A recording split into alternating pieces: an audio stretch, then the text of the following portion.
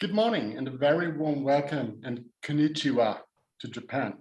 My name is Christian Lipak. As your moderator today, I would like to welcome you to this outreach event put on by the German-Japanese Energy Transition Council.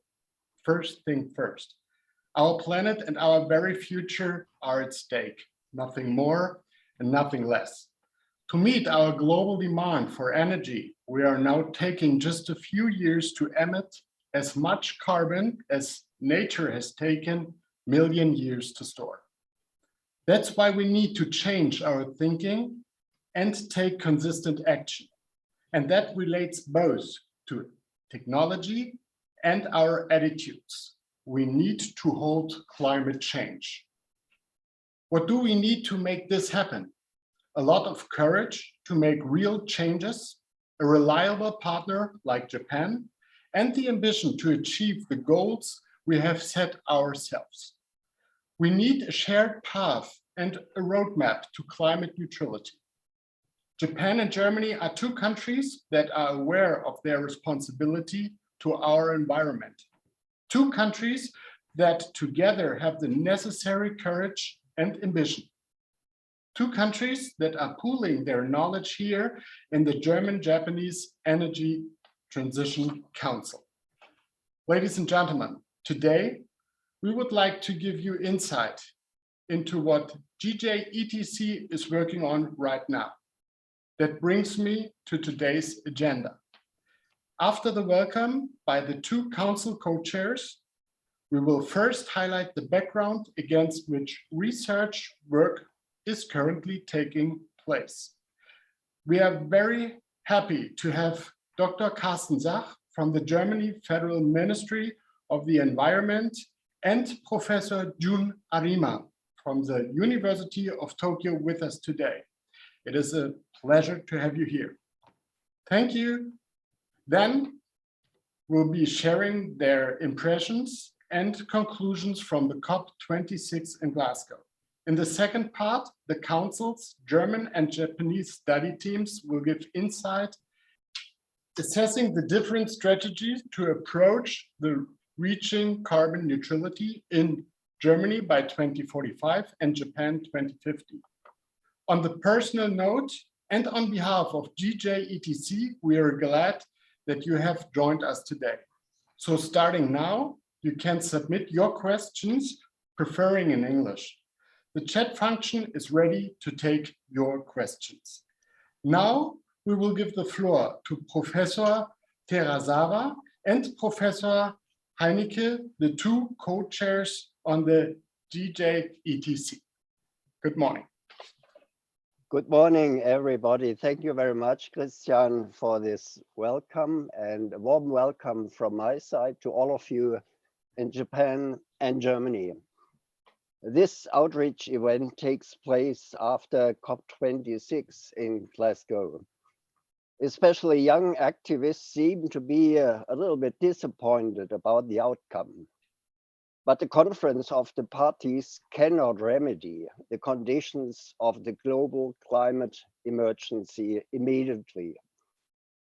But such huge conferences can give important impulses. It can initiate highly encouraging and more ambitious pledges, and it can create new geostrategic dynamics, how mankind can emerge from emergency. In this respect, in my opinion, COP26 was a success. For me, the most important message of the Glasgow Climate Pact is that 197 countries want to keep 1.5 degrees within reach. Due to the last IPCC report and due to terrible weather anomalies all over the world, this forgotten goal of Paris is back on the global agenda again. This is good news for mankind. But it is also an enormous challenge for Germany and Japan. If one takes the budget approach for climate justice as a basis, then, for example, Germany would have to achieve climate neutrality as early as 2035 and not until 2045 as it is the government decision up to now. For Japan too, the level of ambition would have to be tightened accordingly to keep 1.5 degree within reach. The GJETC has set itself the task of contributing on a scientific basis to a rapid transformation to climate neutrality. With this spirit and background, we started the comparison of long-term scenarios and innovation strategies for carbon neutrality in both our countries. Today, we have the pleasure to give you first insights into a still ongoing analysis. Thank you very much. Professor Terasawa. Well, good morning to all the participants from Germany, and good evening to all the participants from Japan. Thank you very much for joining this second outreach event of the German-Japanese Energy Transition Council, GJETC, this year. It is my great pleasure to see all of you here online, together with my co-chair, Dr. Peter Hennicke. Since its inception in 2016, in the past 6 years, GJETC has been serving as the platform between Germany and Japan to exchange experiences and insights about the necessary energy transformation. And I strongly believe that GJETC has played a very important role in providing inputs to both the governments and also the industries in both countries. This year, we have chosen 3 topics for research. The first being the industrial decarbonization, and the second being utilization of storage batteries. And the third topic is the analysis of long-term scenarios for both countries. And later today, we will have the presentation about the initial results about the research concerning the comparative studies of the long-term scenarios of both countries. As Dr. Hennicke mentioned, COP26 ended with some mixed evaluation from some of the younger activists, but I agree with Peter that for a major international cooperation, COP26 produced significant achievements. I personally coordinated the G20 process for the Osaka summit. It was so difficult to coordinate 20 members for the G20 with more than 100 countries. I would imagine how difficult it must have been for the British government to put together this very massive accord. I agree with Peter that COP26 has produced a number of progress, including the pledges made by a large number of countries, including Saudi Arabia and India. And also the countries reaffirmed their commitment to pursue their efforts to limit the temperature rise within 1.5 degrees compared with the pre-industrial level. And also the countries agreed to revisit their pledges for 2030 if they are aligned with the long-term goal, and to strengthen them as necessary. So the momentum towards carbon neutrality has been further strengthened as the result of COP26. With this progress or development, I think it is even more important for Japan and Germany together to realize their long-term strategies and to make sure that their goals will be realized. By checking and learning from the assumptions of these strategies of both countries and looking into the technologies put into place in both scenarios, and also looking into the policies that may be incorporated in those strategies, I believe that we can learn a lot from both of us. In particular, Japan's carbon neutral pledge is having 2050 as the target year. And I have to confess that for Japan, this is an extremely ambitious goal for Japan.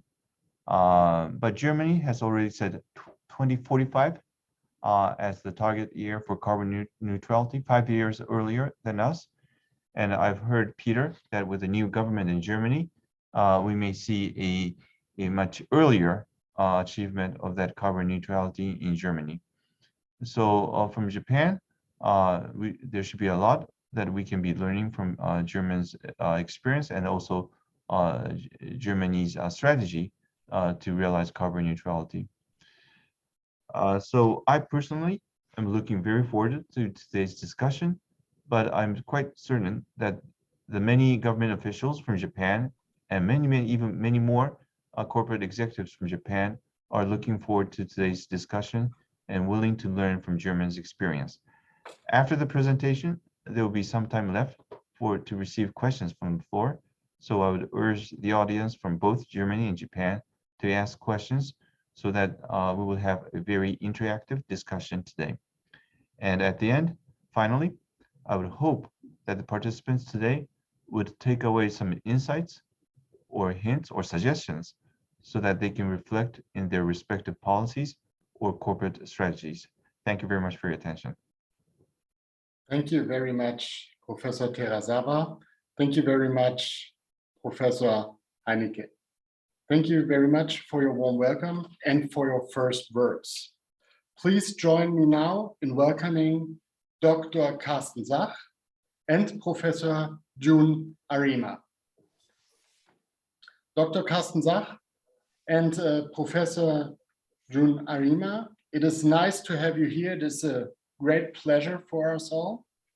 You attended COP26 in person. What can you tell us about it? Was there a special feeling, a kind of energy? Just let us know a little bit what your expectation is from the COP26. Thank you very much. Thank you very much for inviting me. I think the Japanese-German Council is an important mechanism to really support implementation, and implementation is key. But as I'm asked on COP26, COP26 took place under very special circumstances. It was the first big meeting of the international community after the spike. Perhaps we didn't even have the spike of the corona pandemic. And so there was energy. There was a lot of energy, even a little bit more distance through masks and precaution. But I share very much by the two previous speakers. We got a very good outcome. Of course, in order to fully get the world on a 1.5 pathway, there still is a gap. But conferences are places which are catalysts, which create dynamic, and I think Glasgow has delivered on that. So it's a good outcome, a very positive step. Why is that so? First, that's a very bureaucratic argument, but it's important. We finalized more or less the work on issues which were still open since Paris. So we finalized the work on the famous Article 6. So mechanisms of cooperation, I think that's important because we have seen before that big industries, the private sector was really asking for these mechanisms. We had a wild west of initiatives. Nobody knew whether they could be trusted in new mechanisms. And I think we needed a guardrail of international rules for market mechanisms, which has been delivered. And I think they are good on transparency, they are good on credibility, and I think that's good. We have a small pill which we had to swallow, is that we had to take over some rights out of the Kyoto regime. But overall, I think it was a good result. I think we finally got that every 5 years we have to put forward new NDCs in the legal sense. And I think that's good as well, because if you always compare 5 and 10 year cycles, people don't feel the pressure that they need to do more. And as was mentioned before, as a political commitment, all parties committed to come back each and every year as a spiral, a virtual cycle. And we have a ministerial debate on each COP, what could be done more. And I think that's a very good approach. Have a legally binding target have the mechanism to compare and to cooperate, and creating just a space for countries to move forward and moving forward. And the third element as well is that we finalized transparency rules, because transparency always looks unimportant, but it's most important if you really want to have just a level playing field for countries and companies to move forward. The second issue is Glasgow was a gear shift from negotiations to implementation. I don't want to mention, if you have questions, I come back to all the initiatives and breakthrough initiatives, which see that with a clear guardrail of 1.5 and climate neutrality as a new normal, societies are delivering, not at the speed needed, but I think we have seen a lot of things. There are some initiatives where I said, is it a little bit of greenwashing? Yes, it is. But overall, I think we saw enormous potential and progress. And third, last point, I think also on global solidarity and adaptation and loss of damage, we have made significant progress. For me, adaptation is not just a finance question, it is a question of thoughts and strategies as well. And we want to put beef on the global goal of adaptation within the next 2 years. And we have under-delivered as developed countries on the 100 million target, but we have now a plan of action on how to deliver. I'm pretty optimistic that we could meet it next year, but at the latest in 2023. And also on loss and damage, Germany provided 10 million for the Santiago network. We didn't give all to the small island states, which they deserved, in my opinion. But there are difficult legal questions involved as well. But overall, I think we moved in the right direction. So it's a good basis for our cooperation between Japan and Germany. And let's go to work and increase our implementation. Thank you very much. Thank you very much. I have one question. Were there any surprising commitments for you? I think the biggest surprise in the conference was the US-China agreement or declaration, which showed that despite all geopolitical tensions in that region, on human rights, on trade issues, on the seas around Japan, China, Taiwan, etc., there is a strong willingness and common understanding that they need to work together on climate change. I think that was a strong political signal. Some of the wording in the area, the phase down of coal, on fossil subsidies, etc., there was a creation. I think they are the two big superpowers of the world, and therefore it was important that they came to an agreement. Of course, I could have wished more, but I think that was for me the biggest positive surprise next to the Indian 2070 climate neutrality target, which is not enough, but for India, it's a huge step. Okay. Thank you very much. Professor Arima, I have one question. What were your expectations? Yeah, thank you very much. And you asked a question about what I expected from COP26. What were your expectations? Yeah, and my biggest expectation was first to complete the negotiation of the Paris rulebook, as Karsten suggested. And I think the completion of the the transparency format, and also completion of the negotiation of the Article 6 market mechanism is a good thing. Because I think many private enterprises would like to have various choices for achieving their carbon neutrality. And I think the completion of the negotiation of Article 6 is, has provided additional means for private enterprises for achieving their carbon neutrality goals. So I think that is an encouraging part. Okay. Thank you very much. We have a straight timetable, and I think we will have at the end some more questions for you. And thank you very much for this time, for your fascinating insight and the impression about COP26 in Glasgow. Thank you very, very much. For our audience, let me remind you that you have still the chance to ask questions during the Q&A session later. And that brings me to the next point. At the last council meeting in September 21st, GJETC members agree on the new comparative study on long-term scenario, assessing the different strategy and approaches of reaching carbon neutrality by 2045 and 2050.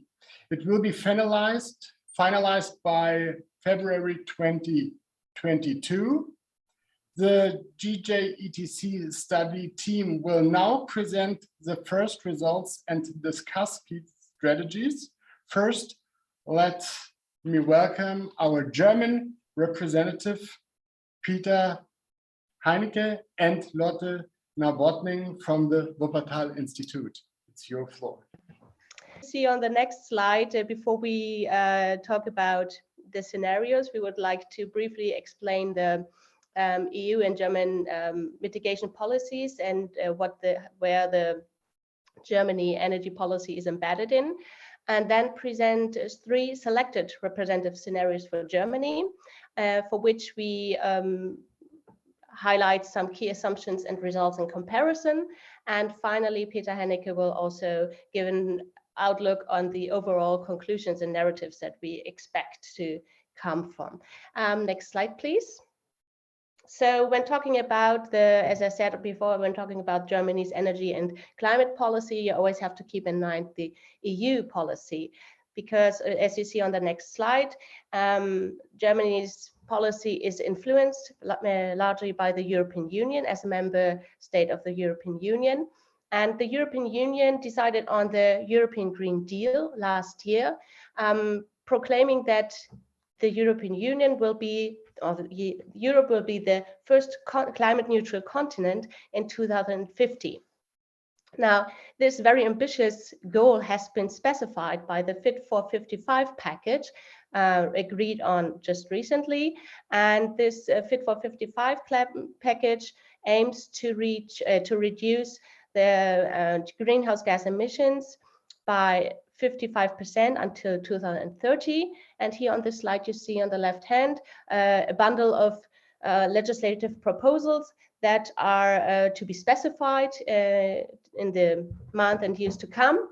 And to highlight some key strategies, how this will be reached, you see on the right-hand side, for example, the emission trading scheme that needs to be tightened and expanded, and also, of course, the increase of renewable energy, greater energy efficiency, as well as a faster rollout of low-emission transport modes, and also an alignment of taxation policies, and finally, measures to prevent carbon leakage and tools to preserve and grow natural carbon sinks. However, in Germany, actually, there was a groundbreaking change in the legislation due to, as you can see on the next slide, due to a ruling of the Federal Constitutional Court that obliged the state to take action to prevent any further disproportionate restrictions in the fundamental liberties of today's young generation. And as a result of this, the German government had to tighten the targets of the climate law of 2016, and particularly had tightened the sector targets as well, as you see on the bottom right. And also Germany decided then to speed up actually the climate neutrality target and become climate neutral in 2045, with an interim target of reducing greenhouse gas emissions by 65% until 2030. So how can this be realized? Indeed, shortly after this decision has been taken and the climate law has been revised, there were a number of studies published by think tanks, etc., that prospected how this can be realized. You can see that on the next slide.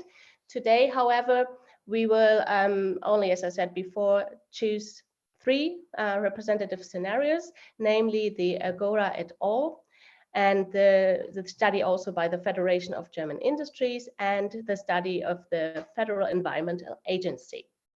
To begin with the Agora scenario, I would like to highlight some points that you can see on the next slide and the next slide.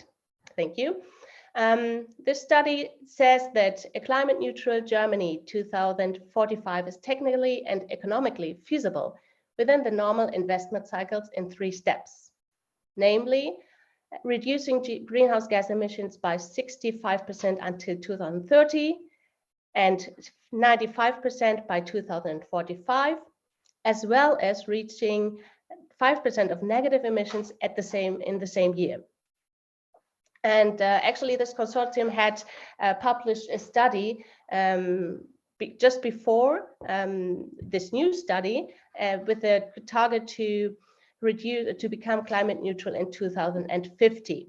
But following this federal constitution decision and also the revision of the climate law, there has been a revised study by the consortium. And naturally, the necessary step is to accelerate the measures, and particularly they see potential in the industry and also in the energy sector. To realize this, they name 3 pillars for the transformation. First of all, the energy efficiency and reduction of the energy demand. Second, renewable electricity production and electrification. And third, hydrogen as an energy carrier and raw material. You can see on the next slide how this, according to the study, how the reduction will take place. And here you see that, particularly in the middle part, tremendous reductions are seen. And also on the right-hand side, you can see that the previous scenario, and with the reduction that were not as much as in the 2045 scenario, but still already significant reductions. But in the new scenario, the reductions will be, or are prospected to be, even further down. Now, how would this happen? I already mentioned that the industry and energy sector should play a tremendous role. And here, particularly the renewable energies, as you can see on the next slide. In the upper left, you see how there is an increase of photovoltaic applications and also wind and onshore installations. You can also see on the lower left that heat for building plays a role. And here they assume particularly that district heating will increase, but especially they say that the heat pump will significantly increase in the years to come. To be more precise on the potential of the industry and the energy sector, the authors assume that in the energy sector there could be additional reductions of up to 77 million tons CO2 equivalent, and in the industry sector also 17 additional million tons of CO2 reductions.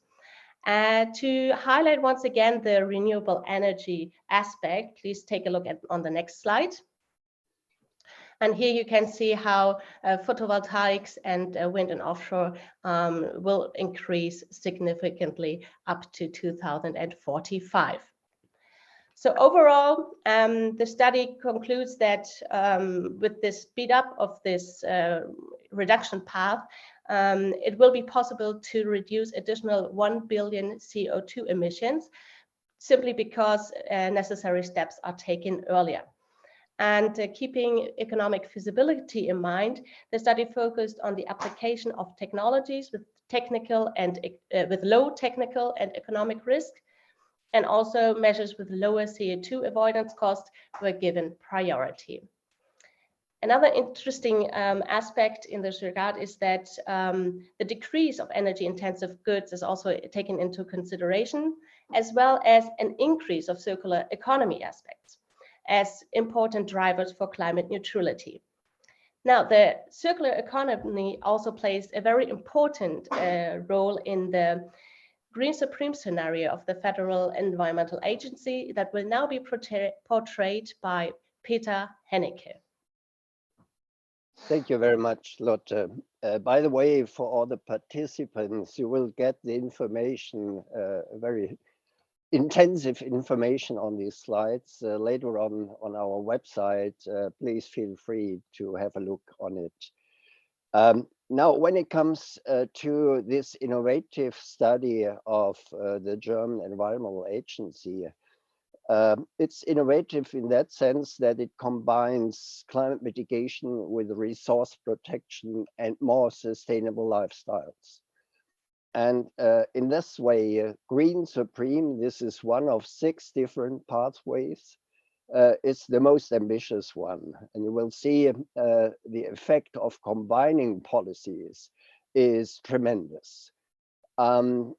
It's a step forward to circular economy, and it will reduce the demand for natural resources and energy according to the principle of energy and material efficiency first, which is an extension of what the IEA says energy efficiency must get more higher priority. It looks into secondary recycled materials and how to support more efficient and resource efficient lifestyles. So on the next slide, you can see what this means in carbon dioxide reduction. It's possible to reduce carbon dioxide nearly to 100% in 2050. The rest is taken up by natural sinks. This is based on a reduction of use energy and use energy by nearly 60% compared to 1990. Next one. Also, raw material is reduced by about 70% up to 2050 compared with 2010. Of course, it's self-evident that decarbonizing leads to a reduction of fossil energy carriers. But looking into non-metallic materials or metal ores or biomass, the reduction process is tremendous, and it helps to reach more ambitious climate targets more easier.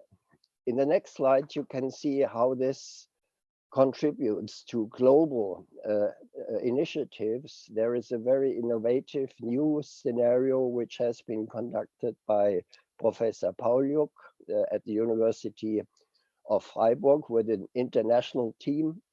And he compared for residential buildings and passengers what happens if we combine climate policy with full material efficiency strategies.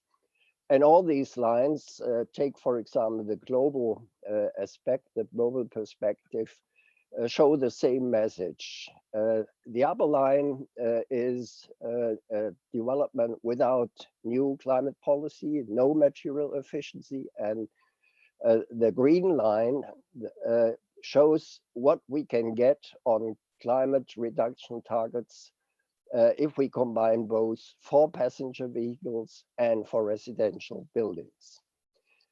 Next one. Of course, it's very important how the industry feels if we step forward to a more ambitious climate target. So it was very interesting to learn from the perspective of the Federation of German Industries. They conducted a scenario with climate neutrality in 2045 as well, more focused on not too much structural changes, looking into higher carbon pricing and having a little bit opposing view when it comes to biomass strategy. Biomass plays an important role.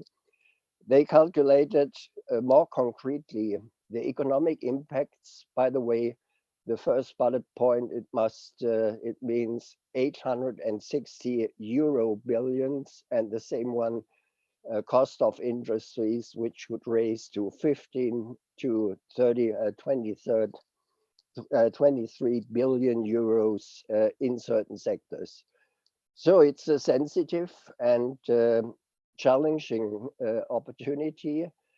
But the message coming out of the scenario says that successful implementation of this very comprehensive modernization program is an historic opportunity for Germany, thereby securing the prosperity for this and future generations. It's an amazing, maybe paradigm shift in the perspective of German industry.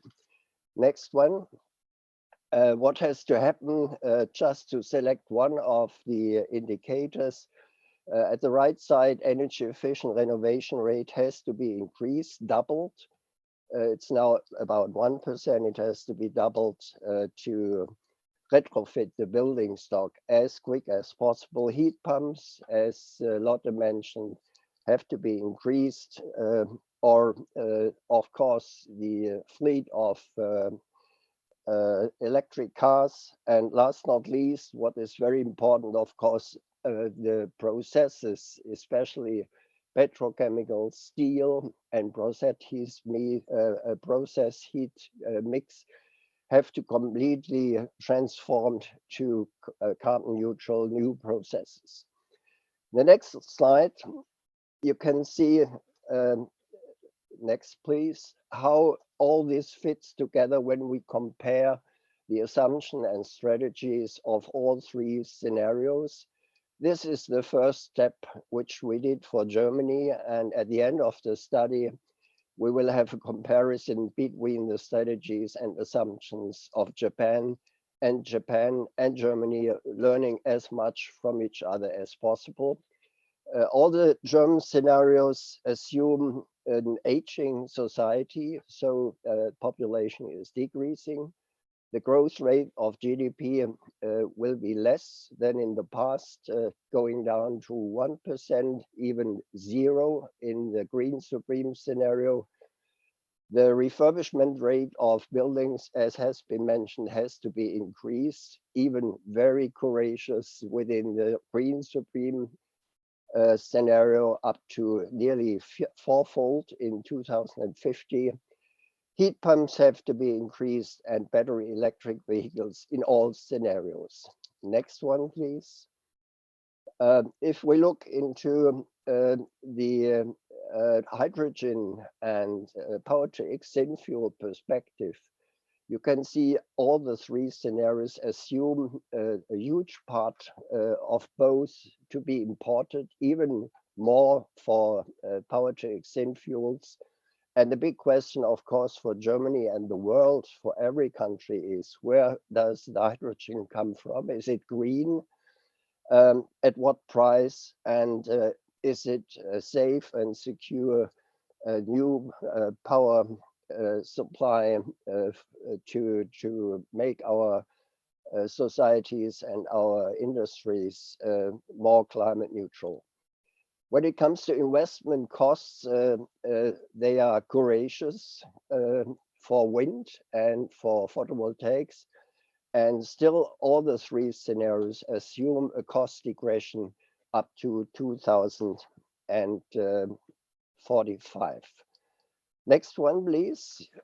At the end, when it comes to the key results of all three scenarios, we can see they are in line with the climate law, reaching at least 65% 2030, 88 in 2040, and 100% plus some negative emissions. The Green Supreme focuses on natural things, but all other scenarios look into technical things as well. The energy consumption will be reduced tremendously, primary energy by about 50%, and end-use energy between 36 to 56. And of course, the share of renewable electricity generation will be raised to nearly up to 100%. Last slide, please. When we ask the question, is it maybe a little bit too over-ambition what Germany has decided on the targets? The lessons coming out of the latest 6 studies is quite clear. It's feasible. It's a tremendous and radical change of transformation of the industrial basis. It must be a just transition. But at the end of the day, let me cite 2 maybe representative, more economically based consulting studies from McKinsey and Deloitte. McKinsey, for example, summarizes the message that Germany can achieve climate neutrality at net zero cost for society as a whole. The savings through climate protection up to 2045 can offset the costs of decarbonization. And Deloitte did an interesting cost-benefit comparison between a 1.5 to a 2.7 degree path.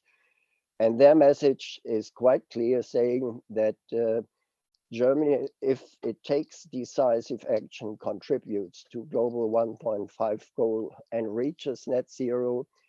The economic benefits are substantial. So the next slide shows the overall conclusions of our first step of analysis. All the scenarios which we selected demonstrate in principle the technical feasibility of carbon neutrality by 2045 for Germany.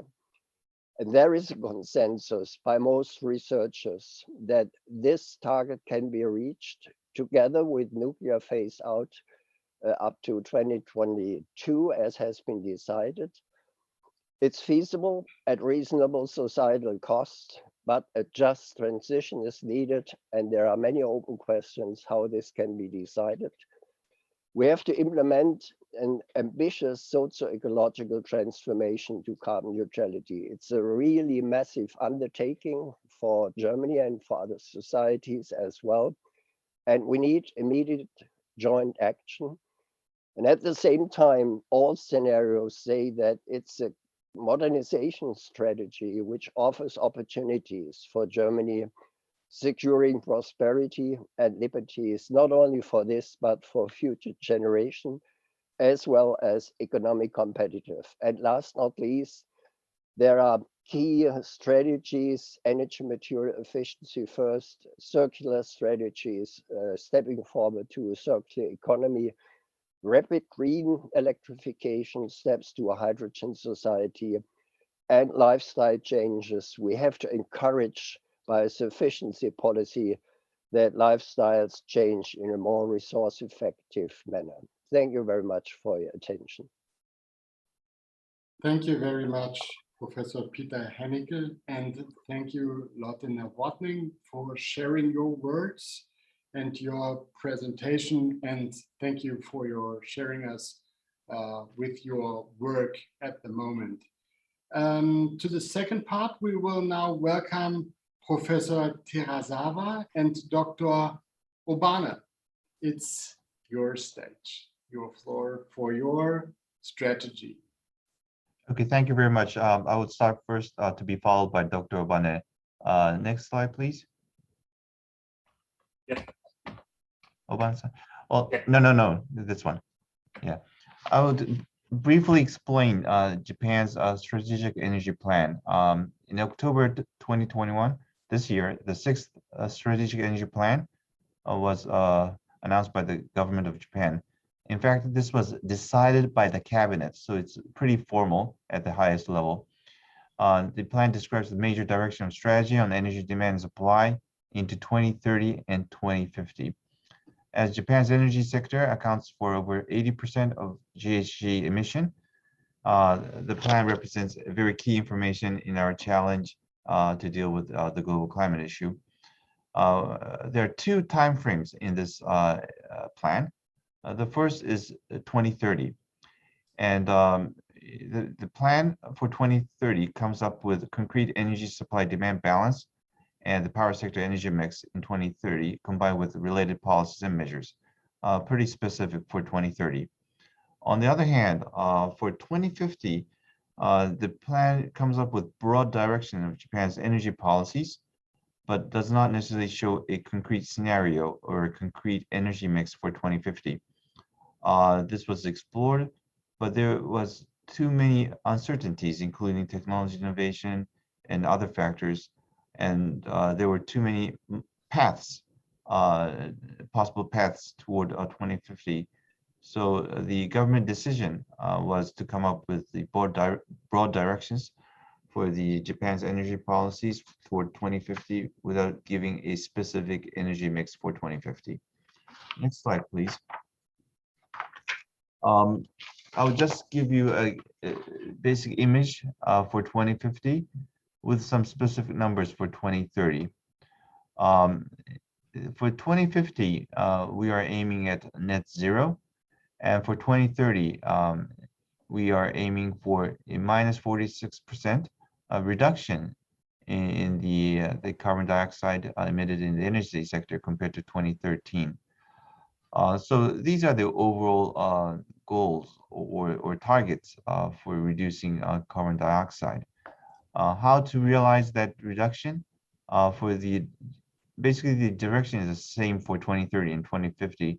The difference is that we have attached specific numbers for 2030. The first of all is energy saving, and in terms of final consumption of energy, we expect to see, or we are aiming at, a 23% reduction in the energy saving by 2030 compared with 2013.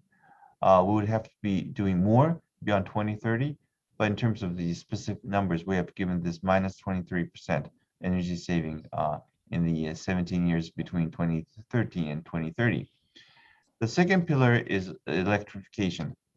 It is easier to decarbonize the power sector, relatively speaking, so we will be accelerating this process of electrification. We expect the power sector to have in approximately 28% of the final energy demand by 2030.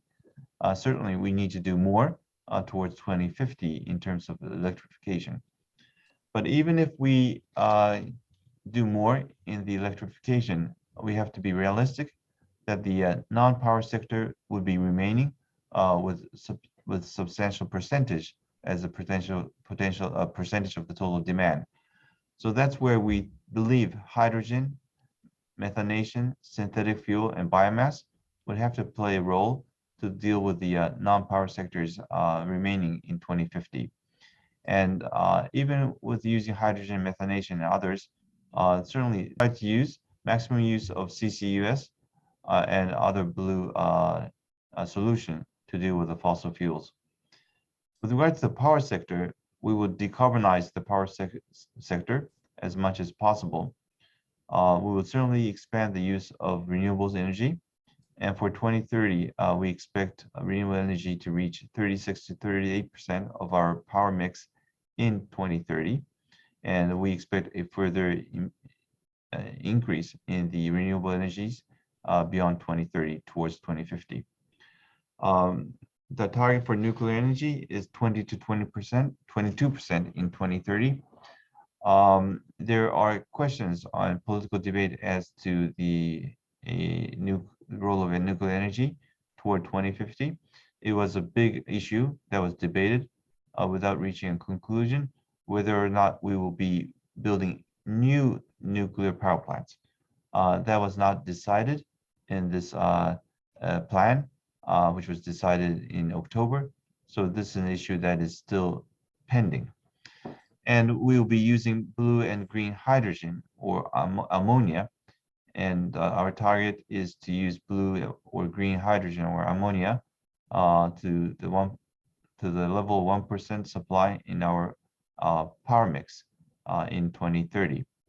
And we will also be using negative emission technologies such as DAX or forestation towards 2050, but we don't expect them to play a major role. Forestation will play a role, but for those new technology will not be playing a major role in 2030. That is the basic image of our policy directions with specific numbers attached for 2030. Next slide, please. But to achieve these policies, we do have many challenges and issues. On the demand side, it's certain that we need to improve the energy efficiency in the industry by innovation of manufacturing process, in transport by transformation to xEVs and optimizing the fleet traffic. And for building, we have to increase zero emission house and buildings. Looking back at the history of energy consumption and its intensity as a percentage of GDP in Japan, this shows the historical developments. After the first and the second oil shock in 1973, we were able to realize significant energy efficiency improvement in spite of the rapid economic growth. So we were able to contain the increase in the final energy consumption because of the significant energy efficiency improvement between 1974 until around 1984. After 1984, the energy efficiency improvement stagnated. So this resulted in increase in the final energy consumption between 1984 and 2004. After 2005, with a modest improvement in efficiency and also a slowing down of economic growth, we were able to reduce the level of final energy consumption after 2005 until most recently. But we understand that in order to reach our 2030 goal and also the 2050 net zero emission goal, we need to accelerate the pace of improving energy efficiency. And this is an area in which we hope we can learn a lot more from the German side. Next slide, please. There are a number of key issues on the supply side. We'll do our best to increase renewable energies, and we should explore the opportunities in offshore wind. But the problem is that the waters surrounding Japan are not shallow. They get deep right away. So in order to expand the offshore wind power, we need to develop and reduce the cost substantially for floating offshore wind turbines, which is still a big challenge for us.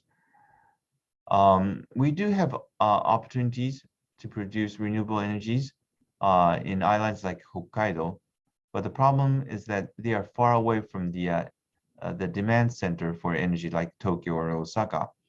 So the power grids is a problem in terms of technology and also the market design to incentivize the development of power grids connecting areas like Hokkaido to Tokyo. And since Japan is a small island nation and 70% of its land occupied by mountains, the flat land is very limited. So already renewable energies are facing potential opposition from the local communities.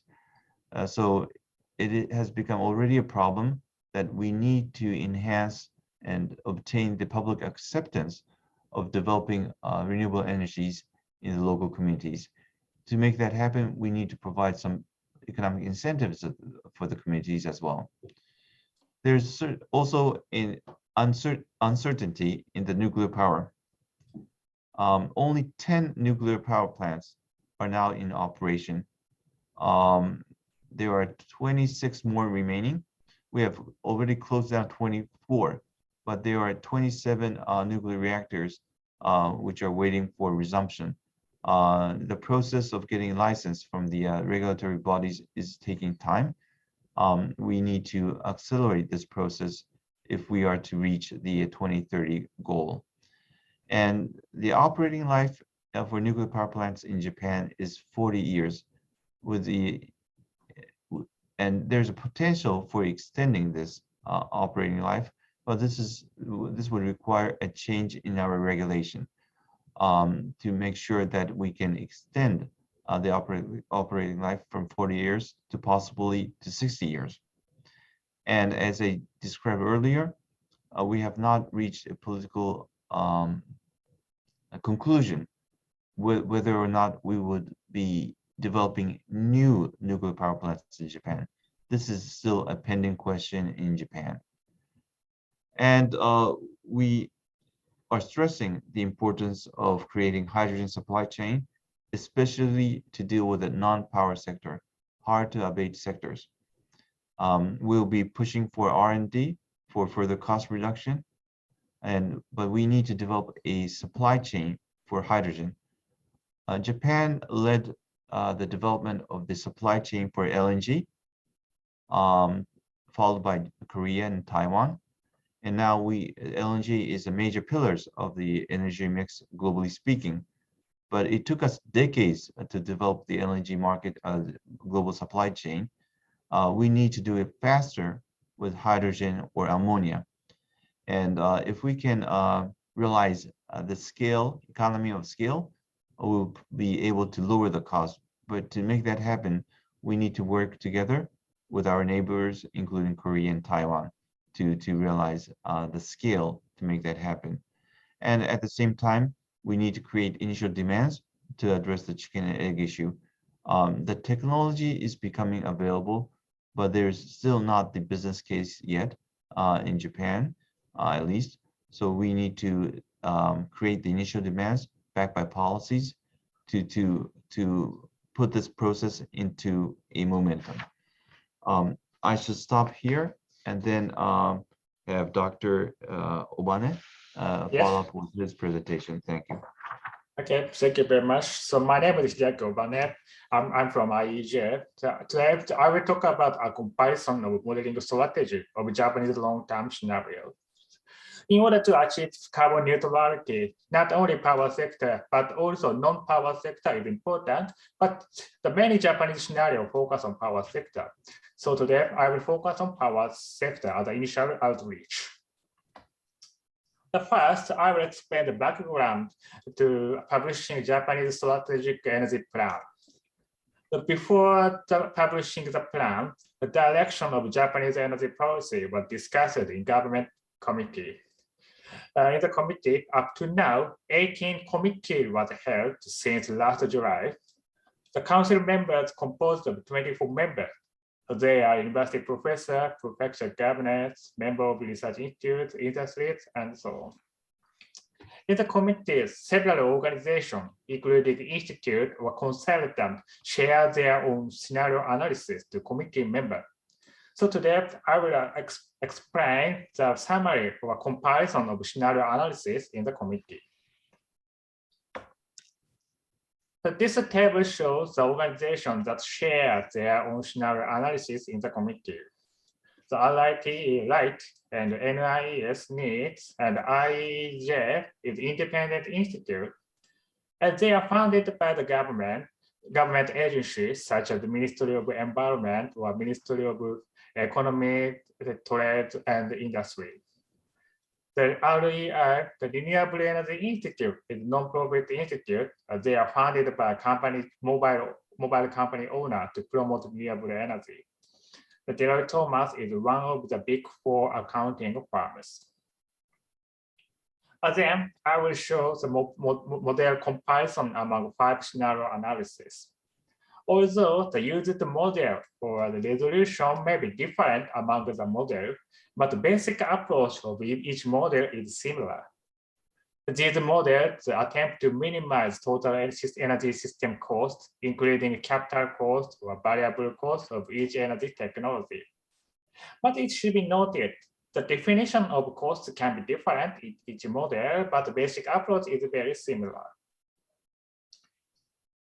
But as I said, although the basic approach of each model is similar, the assumption is significantly different among the models. For example, this figure shows the differences of assumption of PV system capital cost and onshore wind capital cost. For example, in PV system capital cost, the needs and REI assume the lower capital cost because they assume the international cost by referring to IRENA or other journal papers. On the other hand, the Deloitte Thomas or IEJ use higher capital costs because they assume domestic cost. Currently, there is a gap between international cost and domestic costs because in Japan, the technical measurement of typhoon or earthquake is required. Up to now, many solar panel was blown under typhoon or strong wind. So even if the Chinese solar panel is used, PV system have to use strong racking system. For wind energy, the wind turbine have to assume the maximum shaking of earthquake. So design of wind tower may be different by wind turbine in Europe.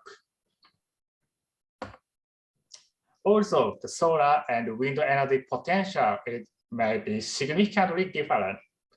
As you see, the REI assumes the highest energy potential by referring to reports by Japanese Ministry of Environment. But although a massive potential are assessed by Ministry of Environment, the potential includes the farmland or forest.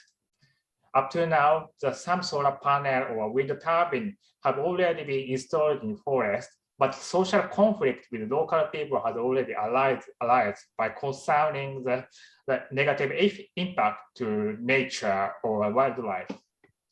So if forest is excluded from the potential will be decreased.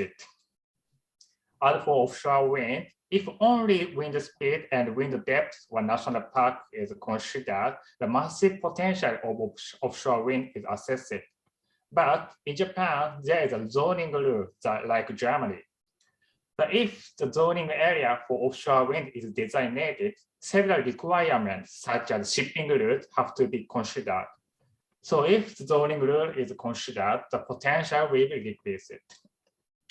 Also, the NIES need to use smaller potential because they use the potential considering the economic restriction. So like this, the assumed potential are different depending on installation sites, like farmland, forest, or zoning area, and so on. Then I will show the model result of each scenario. This figure shows generated electricity in 2050. So currently in Japan, the percentage of renewable energy is 20%. But if the carbon neutrality by 2050 is achieved, the old scenario implies the percentage of renewable energy is over 50%. Some scenarios show the very high percentage of renewable energy, but it should be noticed the renewable energy assumed to be in district areas such as farmland or forest. So for example, some scenario, the 500 gigawatt of solar panel is installed, but the 100 gigawatt of capacity must be installed in farmland. So the energy mix is depend on the assumption of energy potential. Then I will show the average cost in electric power sector. So as you see, the average cost is also different among models. So for example, the REI show the lowest average cost, and they define the average LCOE of all power plant. And then the NIES and IEJ includes capital cost and operation and maintenance cost and fuel cost of all power plant, storage, and interconnection lines. But while it needs to divide these costs by generated electricity, the IEJ divides these costs by electricity demand. So if the electricity surplus is considered, the generated electricity is much more than electricity demand. So by differences of definition, the average cost will be also different. The Deloitte shows the highest average cost because Deloitte Thomas use the highest capital cost. Like this, the definition of average cost is different among models, but average costs tend to increase the percentage of renewable energy increases. Then I will show the main implication of each organization. While some organizations like LIGHT or IEEJ stresses the difficulty of achieving carbon neutrality in the power sector and the need for various technologies such as hydrogen, ammonia, or CCUS. And other organizations such as NEEDS, the implies that decarbonization may give a positive impact. Also, the Renewable Energy Institute implies decarbonization is possible, not only in electricity use, but also in thermal or fuel use. Then Deloitte Thomas, if the percentage of renewable energy reaches to 70%, electricity price may be double from current price level. So like this, the implication of each organization is different. Finally, I will show the conclusion. In our study, model comparison is done for the Japanese long-term scenario. As a result, while the basic approach of each model is similar, the model assumption such as the energy potential or cost is significantly different.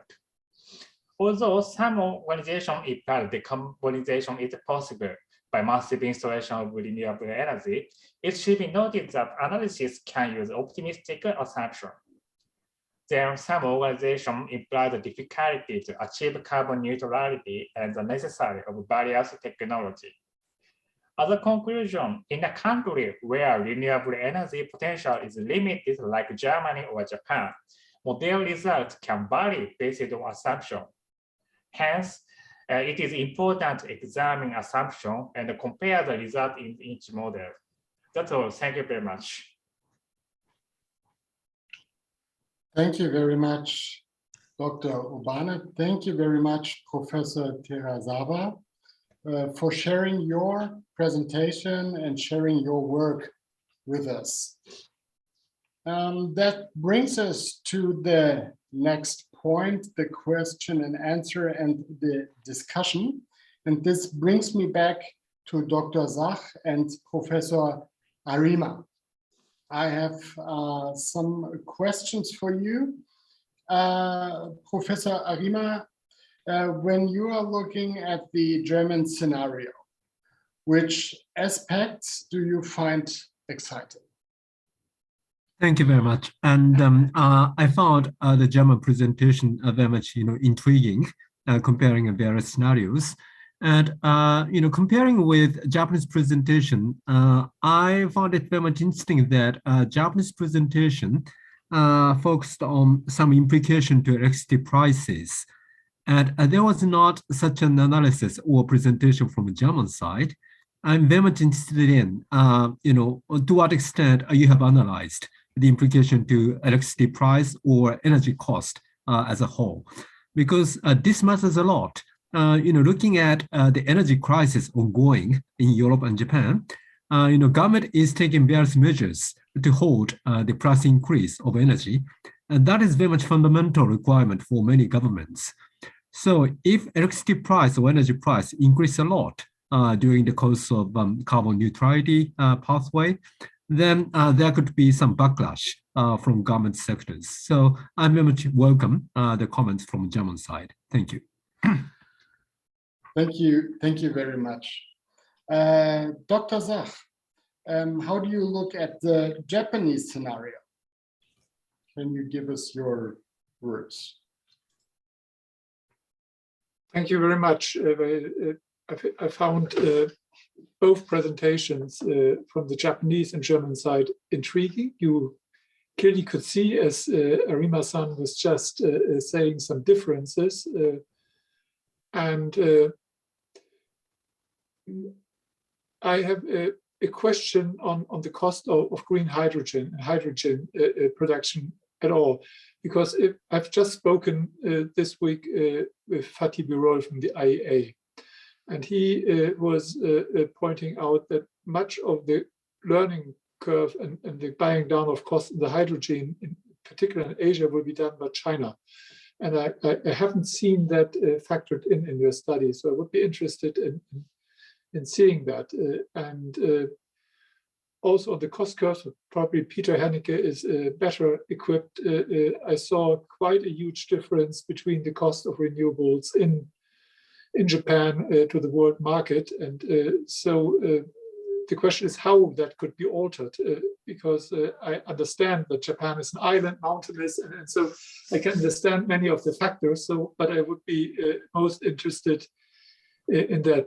Arima-san, to your question, probably I'm the wrong one. I know that these have been done, but the focus was of the German studies was how can that be reached at the political target? And the amazing thing is that overall it can be done cost efficiently.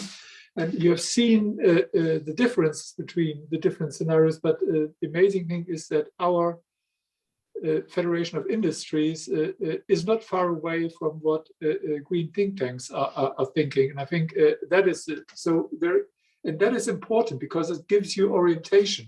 And just in the specific sectors and the instruments, of course, we have huge discussions. But if you have more focus in the discussions, I think you have a much better starting point to imagine the future in the political reality today. And I think that's most important. And you try the same, because you have a decision of the cabinet on your energy plan, as Professor Terazawa was rightly pointing out. And I think that is important and therefore good field for in-depth exchange. Thank you.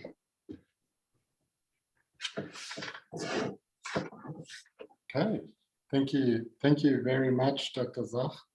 I have a question to Professor Hennecke and Professor Arima. Which further need for analysis and innovation do you see for your country? Well, this is if I can dare to start, that's a huge question. In my opinion, maybe 4 new key tasks are on the agenda, coming up from existing scenarios and from the debate and from the impulses which have been given now by Jun Arima and by Karsten Sach when it comes to macroeconomics and to the economic perspectives of being really on a path to climate neutrality. First, I would say it's necessary to have more macroeconomic analysis on the social implications, especially on taking the principle energy and material efficiency really serious as a guideline. In my opinion, and from the experience of 30 years of analysis, to put the focus on energy efficiency and material efficiency makes everything easier, especially when it comes to raising competitiveness and to ease the burden of maybe rising prices. It's not the price which matters, but the bill at the end of the day. So if we combine energy efficiency programs, even for poor households, we can keep the bill stabilized, even if the prices go up. Secondly, I think we need a better understanding of what it really means to combine circular economy with climate mitigation.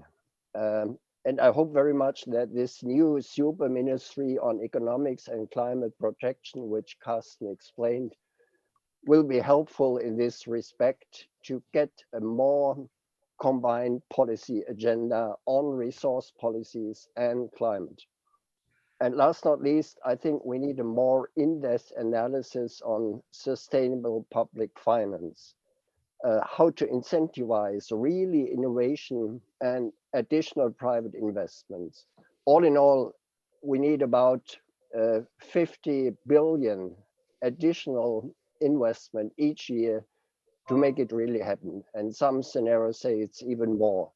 So to stimulate it, we can learn maybe from the programs which we conducted to ease the impacts of the corona pandemic. And how can we guide this transformation in a just way with the new industrial policies? And last not least, what is a just transition? We should not step forward to a path where we are leaving many peoples behind. The Japanese presentation showed that public acceptance is a key element of transformation, and I think it's a very worthwhile exercise for both of us to learn how to combine just transition with the transformation process on a technical perspective. Maybe we are talking too much on techniques and not enough on social and socioeconomic acceptance. Thank you very much, Professor Arima. Before I will renew my question to you, Dr. Karsten Sach, you have a question.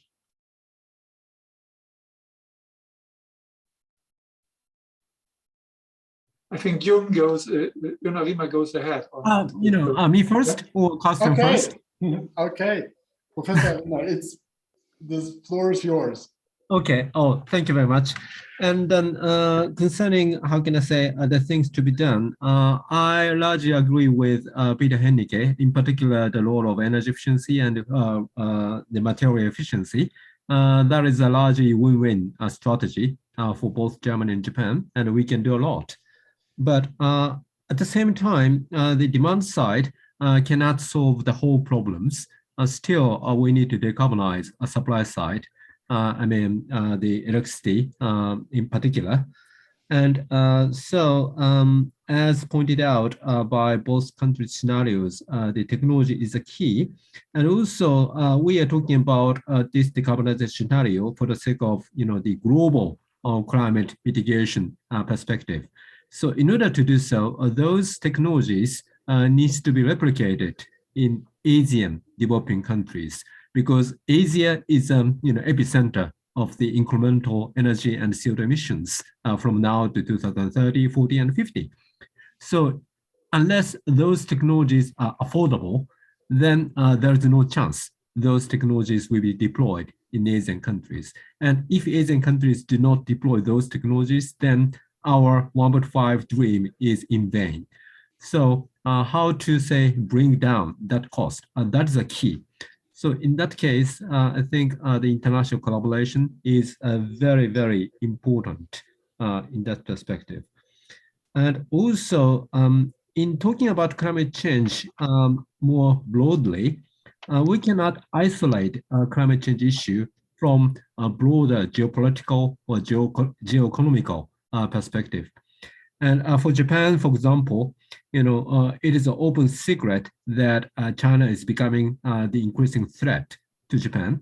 So we cannot neglect the implication of geopolitical implication of China's rise, and what would we think about our dependence on China's technology or China's solar panel or China's dominant strategic mineral and so on. So that kind of the issue needs to be also taken into account in developing our climate strategy. Climate strategy does not exist alone. It needs to be intertwined with broader perspective in particular. So that ends. Thank you. Thank you. Dr. Karsten Sach, please. Thank you. I was asking for the floor because Peter Hennecke was referring to me that I did explain the reorganization of our government, which I did, but only when discussing in our pre-talks with Professor Terasawa. So just allow me to make two comments on that. As Peter rightly pointed out, the new partners in the German government and its carrying parties have decided that energy and economics should be combined in one ministry. And as we have decided in our targets, it's now all on implementation, and also to involve aspects like the one Arima-san was putting forward, aspects of competitiveness, aspects of geopolitical strategy, etc. So that should be in one ministry. Of course, it is a coalition treaty. It has to be approved by the political parties. So either party convention or by referendum. But everybody expects that it's stable, and by the 8th of December, we will have a new government under the Chancellor Olaf Scholz, and this implementation focus is strongly embedded in climate change, as climate change is embedded into all sectors. Probably, and you see that on climate diplomacy and energy diplomacy, we want to put particular focus on what it means to geopolitics. So climate diplomacy has two angles. One, to put that at the center of all foreign policy of Germany as well. That's one issue. But also not to be naive and to look in what the shift in different production methods of energy, who is the origin, what does it mean to our sovereign countries, what are the benchmarks with regarding to power, and what are the future markets. So there are many aspects, and in the coalition treaty you see those mirrored very clearly. And so that are points which are important, and I'm very grateful, Arima-san, for your questions towards that.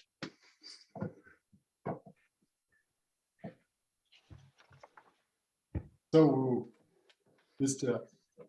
Professor Arima. Yes, and I'm benefiting the presence of Karsten Sach here. I have one question to you, because Germany is a chair country of the G7 next year. So what is the game plan as a chair of the G7, and what are you going to deal with in G7 summit in terms of climate change? Arima, I'm thinking a lot about this.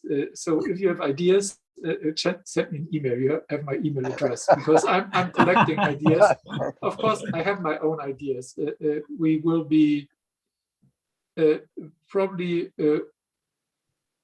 at least it's my suggestion, working on accountability. So there are many initiatives, but rather to compare, it's not good to have each and every year new initiatives, and then you have a fatigue, but putting them in order and to relation to the overarching agreement towards 1.5. Probably that's one issue. The second big issue is moving further in very concrete terms on the sectoral agreements we have seen under the British presidency. And third issue I would mention is probably working further in fossil fuel phase down and phase out. You know these, and creating the frameworks for material efficiency, as you and Peter were putting forward on energy efficiency, but then you have to get better on design. And probably my fourth element is building bridges from G7 to G20 and to the rest of the world, because you, in particular Japan, always remind me how important it is to get big players from the developing world on board as well. And so I do a lot of thinking and a lot of preparation, but it's for my new political masters to decide upon that. But one thing is crystal clear: climate change will be one of the big priorities, both in the climate and environment, energy ministerial, whatever it will be in the end. In the end, that's for sure. And secondly, it will be one major topic for the Leaders Summit as well. So I strongly demand your participation in the next GJETC next February. That's further explanation. Thank you. Thank you for the participants for this very, very liveful discussion. And now we want to open the floor for some questions from the audience. Yes, we received a lot of questions. Actually, maybe we will not be able to answer all of them within the time limit.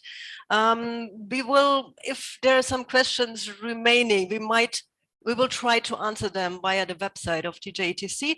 But let me just pick, 2 or 3. So first question which came in was from Paula Timed of the Technical University of Zurich. And this question goes to the German study team. And she said most of the listed studies use several scenarios to discuss diverse cost, demand, or technology adoption developments. So which of those scenarios were compared for your study so far? And is it the goal to compare the various studies on a scenario basis in the next week too? So German study team, please. Maybe I start and then hand over to Stefan as well from Wuppertal Institute. The big question of comparison is how can we reduce complexity? For example, if you take the new Ariadne study, which has 6 different modeling approaches, and that means a range of answers to each question. The big question is, what does it mean for policy implementation? At the end of the day, we have to reduce complexity, that it's understandable for not only our politicians, but on the international agenda as well. What are really the key strategies which will work, and what do we know about, as Jun mentioned, what do we really know about cost questions in the long run? I think we focused on the main or reference scenarios by the comparison, but of course we looked into the different versions which are existing and which are selecting some more points. For example, if there is opposition against wind power, can we step forward to more photovoltaics? Or what about the use of the car fleet to raise flexibility, to use some of the batteries to raise the flexibility of the energy, of the electricity system, and so on. But all in all, I think it's very important to step forward to real answers. How can we speed up implementation? And that is very much connected with the cost question, with competitiveness for our countries, and of course with the question, what is just transition? How can we reach the process without leaving people behind? We need acceptance, and we need the participation of our citizens to make it really happen. Thank you very much. Yeah, then maybe a second question, which goes to the Japanese experts, that came from Friederike Bosse, the former director of the Japanese German Center in Berlin. And she said the geographical factors in Japan, they will remain the same also in the future. So what makes you optimistic to reach the 36 to 38% share in renewables by 2030?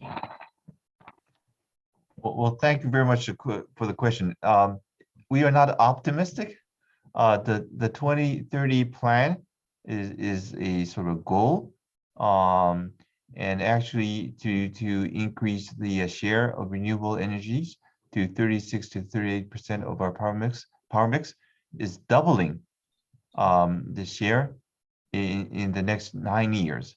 And we are approaching toward the end of November, so we may only have 8 years. So we are not optimistic. It's a huge challenge, but this is our goal. So we will do whatever we can do to get closer to this goal. To be realistic, it takes more time to construct wind power generation in Japan because there is the environmental assessment process. So in the remaining limited years, I think the majority of the increase in our renewable energies would have to come from installment of solar panels in Japan. The technology is there, but we need to have the public acceptance locally, and we will have to develop transmission lines to connect areas of producing solar power to the demand centers in Japan. And so those are the challenges we face in trying to reach that 36 to 38% target. It's not easy. We are not optimistic, but we'll have to take into place many policies to make that happen. Thank you very much. Yeah, thank you. Actually, there have been two more questions which address the money allocation, so green investments, but maybe we could, yeah, the question is, how is Germany and Japan with the new government? What are the expectations regarding coal and fossil fuel finance? And the other question was on, well, why aren't funds dedicated to reduce GHG applied to investments with the highest carbon reductions globally? So both questions address the financial allocations, but maybe we can include that in the closing remarks. Christian, I would suggest, and if there are some more questions coming in, we will try to answer via the website. Okay, thank you very much. And before we're coming to the closing remarks, I want to thank our audience. Thank you very much. Thank you to our speakers and to all organizers of this event. And as we mentioned before, we received many questions over the past 90 minutes, and we ask for your understanding that we are not able to answer every question because of the time frame we have set up. So instead, we're publishing some of the selected questions on the GJETC website in the next few days. So I think it is good to have a look in the next few days at the GJETC website. So before we have the closed remarks and the questions from Johanna Schilling to the audience, I want to have one question to all our participants, to Professor Terasawa, Professor Hennecke, and Dr. Sach. And I ask you for a simple and short question. I know it is a very big question and a complex question, but is the 1.5 target still within reach after the COP26?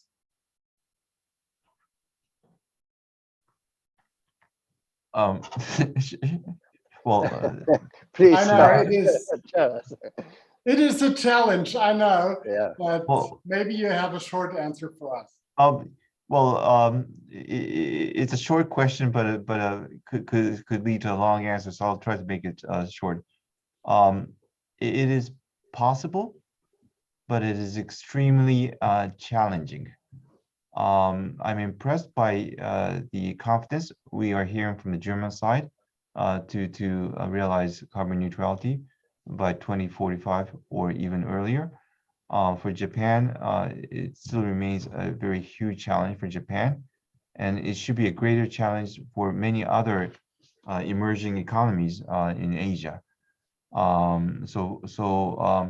While stressing that it is possible, it is extremely challenging, and also we have to be realistic that we cannot jump to the ideal solution right away. We have to take steps in reaching that goal, and I would expect the German side not to agree with me, but from many countries in Asia, the major pillar of their energy transformation is to make the transition from coal to gas. That is their realistic strategy. But I understand many countries from Europe and the US are making the argument that we should stop helping financing for gas. While I understand the intention of such an argument, in reality, it would put many Asian countries in a very difficult situation. So that's something that I understand. There will be a discussion between Germany and Japan among the G7 members, among the G20 members. But the situation is very different from Europe and Asia. And what we believe is important is making tangible, pragmatic steps toward the goal, taking into consideration of the very different situations in very regions. And that's a particular point that I think it is worth noting that we believe that the transition from coal to gas is a very important step, and it reduces CO2 right away. And that's where I think the Asian countries are expecting the transition to take place. They will certainly be promoting renewable energies, but they are having a strong economic growth, and the potential for renewable energies is very different from Asia compared with Europe. So that's where I think we should be pragmatic and realistic. Thank you very much. Professor Hennecke and Dr. Sach, it's your floor for a short answer. Thank you very much. Maybe Karsten, you will start. You are the diplomat, and you are. Thank you. You have to be responsible to get on the 1.5 degree path. On 1.5, I agree with Professor Terasawa. Possible, but very challenging. Second point on gas.